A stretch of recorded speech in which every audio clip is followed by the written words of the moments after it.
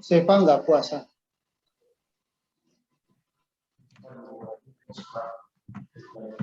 Seva nggak puasa. Kenapa Bapak? Nggak puasa. Puasa Pak. Ya.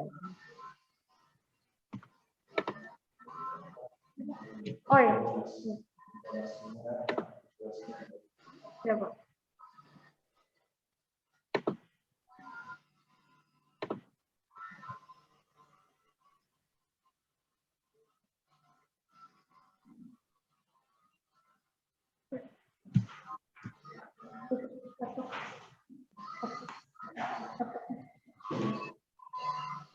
Ya, ya, ya.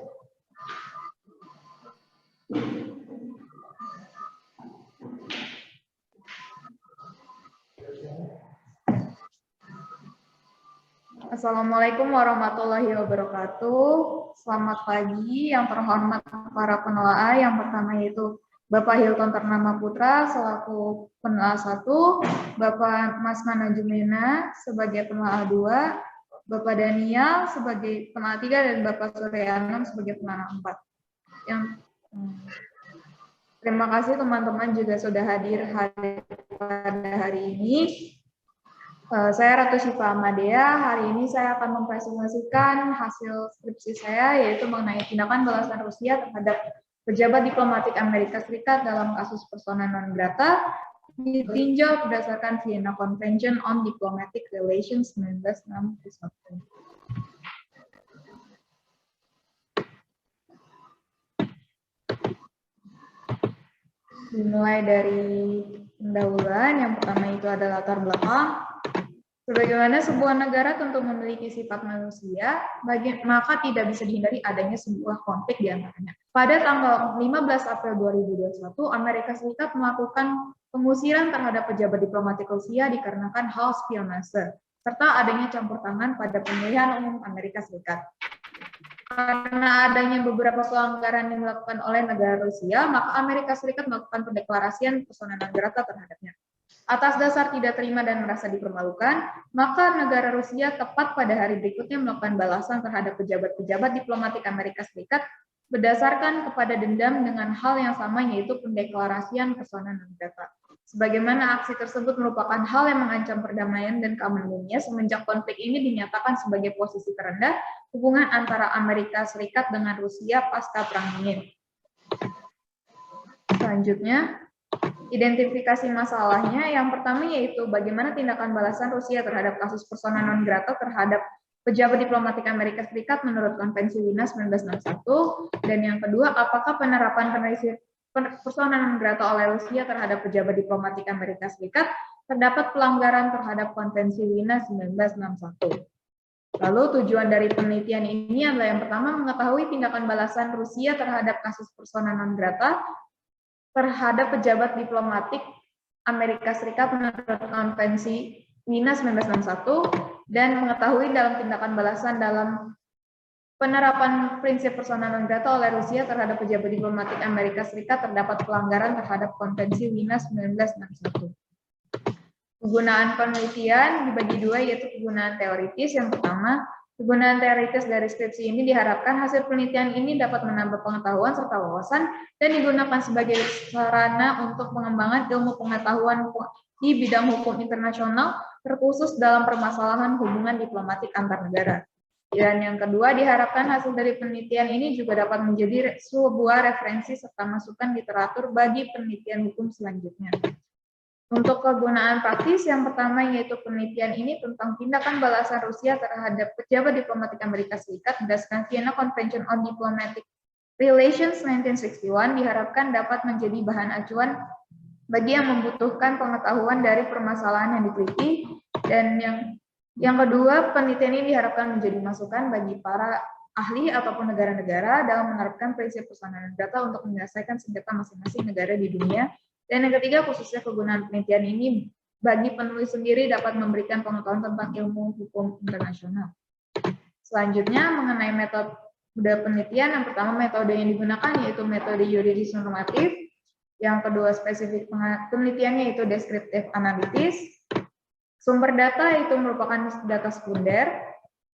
Teknik pengumpulan data yaitu studi pustaka, analisis data menggunakan analisis kualitatif, dan yang terakhir lokasi penelitian. Yang pertama ada Perpustakaan Fakultas Hukum Universitas Sultan Agung Tirtayasa, Perpustakaan Universitas Sultan Agung Tirtayasa, Perpustakaan Nasional Republik Indonesia, dan Perpustakaan Universitas Kristen Indonesia. Dilanjutkan kepada tinjauan teoritis. Untuk teori yang pertama yang digunakan yaitu teori kedaulatan negara. Teori kedaulatan negara sebagaimana menyatakan bahwa kekuasaan negara merupakan kekuasaan yang mutlak serta yang tertinggi bagi negara itu sendiri. Dengan kedaulatan negara, maka apapun yang ada di dalamnya akan tunduk terhadap negara tersebut. Diuraikan oleh John Bodin di dalam bukunya De Republica, menyatakan suatu doktrin yaitu The Doctrine of Absolute State Sovereignty, yaitu kedaulatan negara adalah mutlak. Pada dasarnya negara memiliki kekuasaan tertinggi merupakan bentuk pengimplementasian politik bebas aktif. Menyatakan bahwa suatu negara berhak untuk mengendalikan persoalan domestik, menerima dan mengusir orang, hak istimewa membuka perwakilan diplomatik, dan yurisdiksi penuh atas kejahatan di dalam wilayahnya.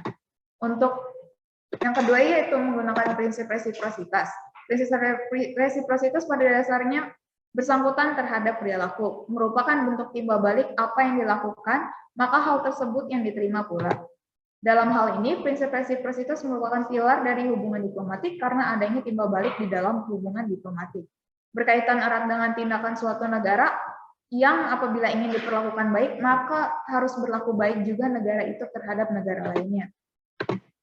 Selanjutnya yaitu tinjauan umum tindakan balasan Rusia terhadap pejabat diplomatik Amerika Serikat dalam kasus persona non grata.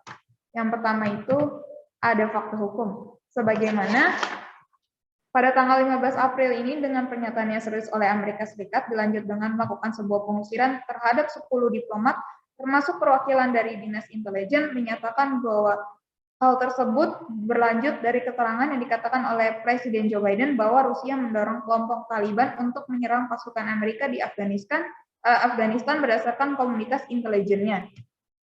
Amerika dilanjut untuk menandatangani dekret yang memberikan sanksi kepada lebih dari 30 individu serta organisasi Rusia atas adanya pencampuran tangan pada pemilihan Presiden 2020 dan keterlibatannya dalam kasus spionase dunia maya yaitu SolarWinds 2020.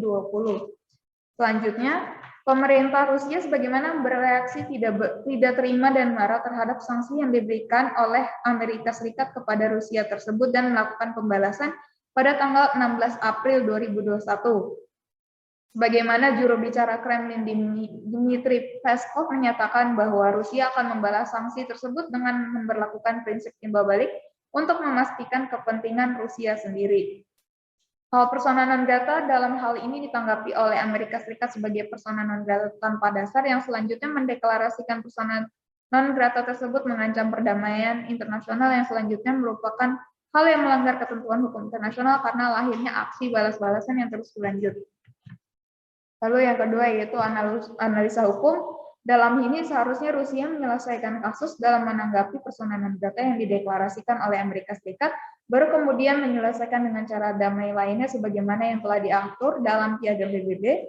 Sebagaimana dalam hal ini secara keamanan negara Rusia tidak terancam, namun hanya memiliki sikap yang tidak merasa dihormati secara politik sebagaimana seharusnya sebelumnya dilakukan sebelum melakukan persona non grata yang terdapat pada pasal 9 Konvensi Wina 1961. Lalu pada dasar hukum, dalam dasar hukum ini sebagaimana membahas mengenai sejarah Konvensi Wina 1961 yang ada setelah terbentuknya PBB pada tahun 1945, yang kemudian dijadikan dasar hukum bagi hukum diplomatik, yang kemudian persona non grata diaturnya yang terletak pada ketentuan pasal 9 Konvensi Wina 1961. Nah, hasilnya yang pertama tindakan balasan Rusia terhadap pejabat diplomatik Amerika Serikat menurut Konvensi Wina 1961 merupakan tindakan balasan atau retosi yang berupa persona non grata yang secara khusus diatur pasal 9 ayat 1 dan 2 yang menyatakan bahwa sebuah negara berhak tanpa alasan untuk melakukan sebuah persona non grata terhadap negara lain berdasarkan kedaulatan negaranya dan prinsip pilar dari konvensi itu sendiri yaitu berupa resiprositas. Jadi sebuah negara melakukan sebuah pembalasan dari tindakan negara lain yang dilakukan terhadap negaranya. Dengan ini, Rusia melakukan sebuah tindakan persona non grata berdasar kepada kedaulatan negaranya yang diberikan oleh konvensi tersebut dan asas resiprositas. Namun yang hasil yang kedua, penerapan prinsip persona non grata oleh Rusia terhadap pejabat diplomatik Amerika Serikat sebenarnya terdapat beberapa pelanggaran terhadap konvensi Wina tahun 1961. Pasal 9 Konvensi Wina 1961 memang menyatakan dengan tanpa alasan dalam pendeklarasian persona non grata. Tetapi harus memperhatikan ketentuan lainnya yang diatur oleh Konvensi Wina 1961. Maka, sebuah negara yang diusir seharusnya memiliki sebuah aksi yang dapat dicurigakan oleh negara penerima, seperti diantaranya mencampuri urusan internal dan politik negara penerima, melakukan sebuah tindakan yang melanggar peraturan perundang-undangan negara penerima, dan melakukan spionase, serta seharusnya menggunakan cara lainnya terlebih dahulu untuk menghindari adanya penyalahgunaan. Dan yang terakhir itu adalah saran. Saran yang pertama, menyarankan kepada negara-negara dunia untuk lebih memperhatikan lagi sebuah fungsi dan tujuan dari Konvensi Wina 1961 dalam menyelesaikan permasalahan dalam hubungan internasional, agar dapat lebih memikirkan dampak-dampak dari sebuah tindakan yang mengancam perdamaian dan keamanan internasional. Yang kedua, mengingat bahwa tindakan Rusia di sini merupakan salah satu contoh dari penggunaan Konvensi Wina tahun 1961 yang digunakan sebagai senjata politik, dan Rusia sebagaimana dalam balasan ini bertanggung jawab atas ketegangan yang ada di dunia yang memberikan suatu dampak yang cukup besar bagi politik dan perekonomian semenjak sengketa diplomatik ini dianggap menjadi hubungan terburuk antara Amerika Serikat dan Rusia pasca Perang Dingin. Untuk presentasi dari saya, sekian. Terima kasih. Saya kembalikan ke Pak Hilton.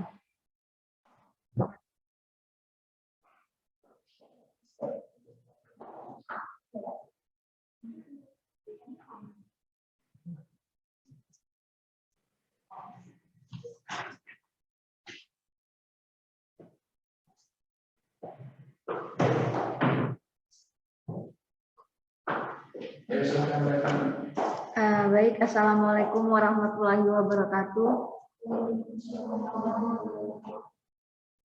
Yang terhormat Bapak Hilton Purnama Putra SHMH selaku penelaah 1, yang terhormat Bapak Mas Nana Jumina SHMH selaku penelaah 2, dan Bapak Dr. Daniel SHMH selaku penelaah 3 dan dosen pembimbing 1 saya, dan Bapak Surya Anom SHLM selaku penelaah 4 dan dosen pembimbing 2 saya.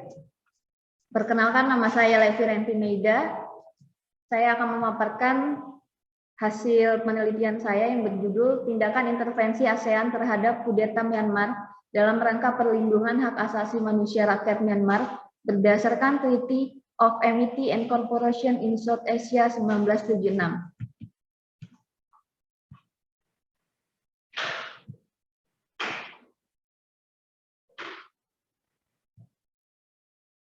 Latar belakang. Treaty of Amity and Cooperation in South Asia merupakan perjanjian dibentuk pada tahun 1976. Pada pasal 2 mengandung 6 prinsip dasar yang dipegang oleh ASEAN. Salah satunya prinsip non-intervensi. Dengan adanya pasal 2 Treaty of Amity and Cooperation in South Asia 1976 tersebut, menguatkan eksistensi prinsip non-intervensi dalam kerja sama ASEAN. Setiap negara anggota ASEAN pun telah sepakat untuk menentang setiap bentuk campur tangan suatu negara, baik sesama maupun bukan sesama anggota, terhadap masalah dalam negeri anggota lain. Selain itu, dengan adanya prinsip tersebut, ASEAN menjadi tidak mampu untuk menyediakan legislasi yang mengikat dan implementasi yang baik dalam penanganan kasus-kasus pelanggaran HAM.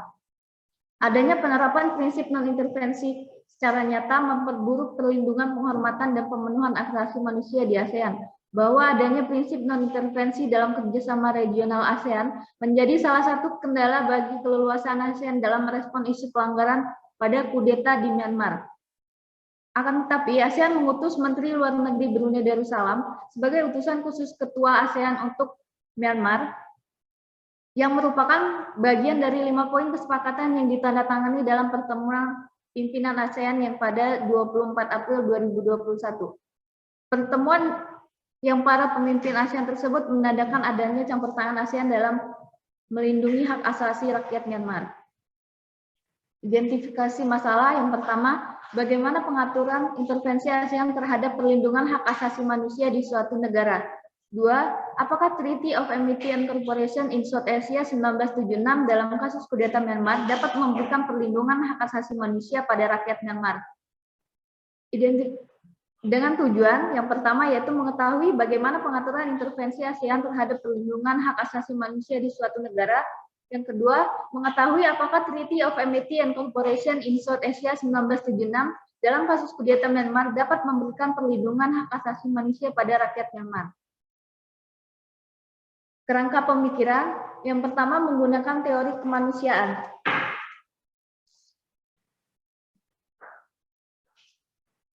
Menurut Kojaningrat, nilai-nilai kemanusiaan atau nilai etika atau moral yaitu suatu yang menyangkut kelakuan dan perbuatan manusia sesuai dengan norma dan menghormati martabat manusia. Nilai-nilai kebenaran sama dengan nilai-nilai kemanusiaan yaitu sifat-sifat hal yang penting dan berguna dalam kehidupan. Hak asasi manusia atau fundamental right berarti hak yang bersifat mendasar. Hak asasi manusia menyatakan bahwa pada dimensi kemanusiaan, manusia memiliki hak yang sifat mendasar. Menurut kajian hukum alam, HAM adalah manusia dan manusia adalah HAM.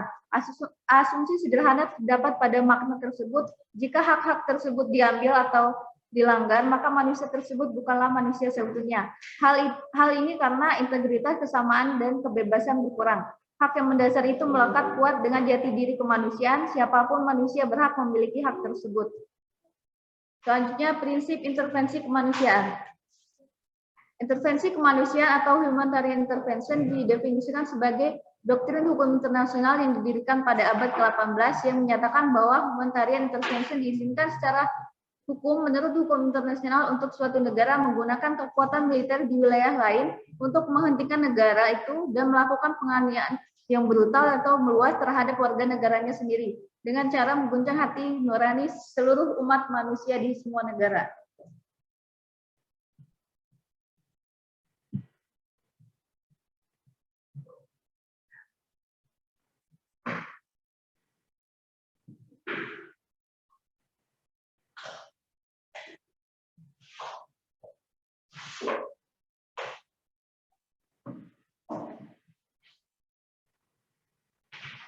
Selanjutnya, metode penelitian. Metode penelitian menggunakan yuridis normatif, jenis penelitian deskriptif analitis, dan sumber data menggunakan data sekunder, teknik pengumpulan data, studi kepustakaan, teknik analisis data yuridis kualitatif, lokasi penelitian perpustakaan Fakultas Hukum Untirta, perpustakaan Universitas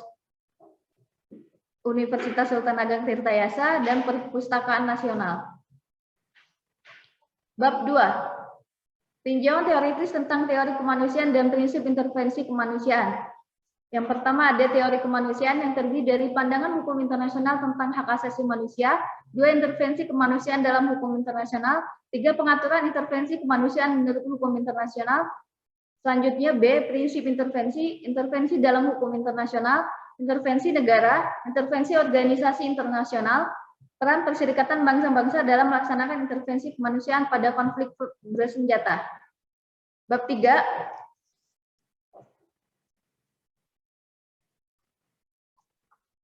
Studi kasus kudeta Myanmar dalam Treaty of Amity and Cooperation in South Asia 1976. Yang pertama ada kasus kudeta Myanmar. Pada 1 Februari 2021, konflik yang terjadi akibat kekacauan politik di Myanmar membuat masyarakat sipil mengalami berbagai kekerasan. Demonstrasi yang dilakukan oleh masyarakat sipil Myanmar dibarengi oleh aksi kekerasan dari pihak kepolisian dan membuat banyak korban sipil berjatuhan. Sejak kudeta militer pada 1 Februari 2021 tersebut, jumlah kematian dari para demonstran anti kudeta militer Myanmar hingga 18 Agustus 2021 mencapai 1.051 orang. Selanjutnya, B. Intervensi ASEAN menurut Treaty of Amity and Cooperation in South Asia 1976. Mekanisme kerjasama dan penyelesaian konflik di kawasan Asia Tenggara yang dilandasi dengan prinsip non-intervensi diplomasi, saling menghormati, konsensus, dialog, dan konsultasi juga larangan penggunaan kekerasan bersenjata disebut sebagai ASEAN Way. Menurut Arca, ASEAN Way adalah progres interaksi regional dan kerjasama berdasarkan diskreteness, informalitas, membangun konsensus, dan gaya tawar non-frontatif.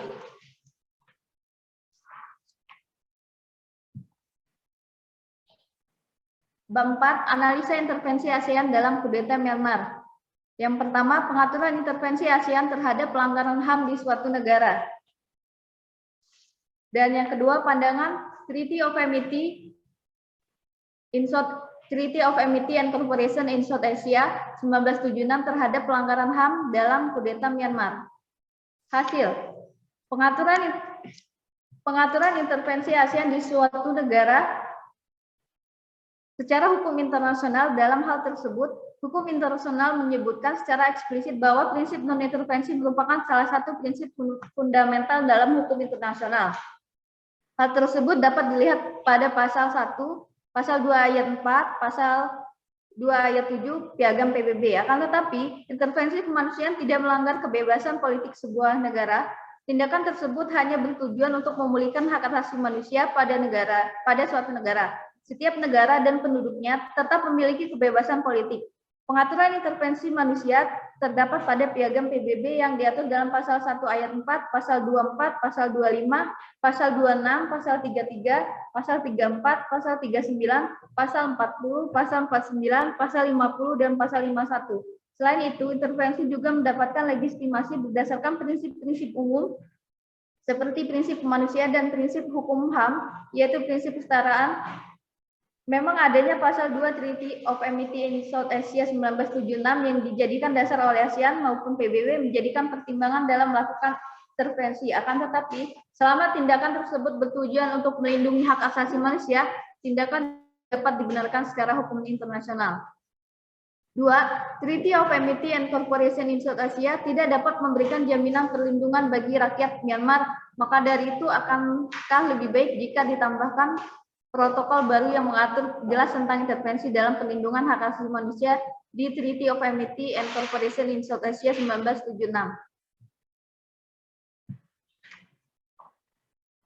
Saran. Yang pertama, diperlukannya pembentukan suatu pengaturan mengenai tindakan intervensi kemanusiaan yang dapat dilakukan oleh organisasi internasional. Suatu bentuk perjanjian internasional yang mengatur dengan jelas tentang intervensi kemanusiaan sehingga dalam pelaksanaannya tetap sesuai dengan tujuan, yaitu menjaga perdamaian dan keamanan nasional. 2. Perlu adanya protokol tambahan Treaty of Amity and Cooperation in South Asia mengenai pengaturan intervensi dalam perlindungan hak asasi manusia. Sekian dari pemaparan materi saya. Terima kasih.